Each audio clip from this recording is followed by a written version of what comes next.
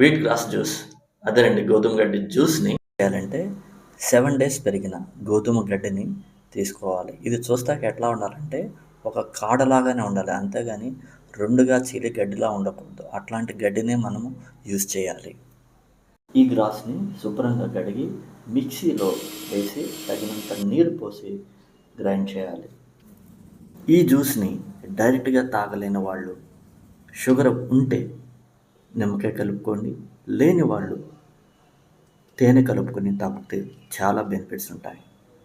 ఈ విధంగా చక్కగా వడగొట్టుకుని తాగడం వలన 1 month మనం కరెక్ట్గా తాగితే చాలు, బ్లడ్ ఆటోమేటిక్గా చేంజ్ అయిపోతుంది.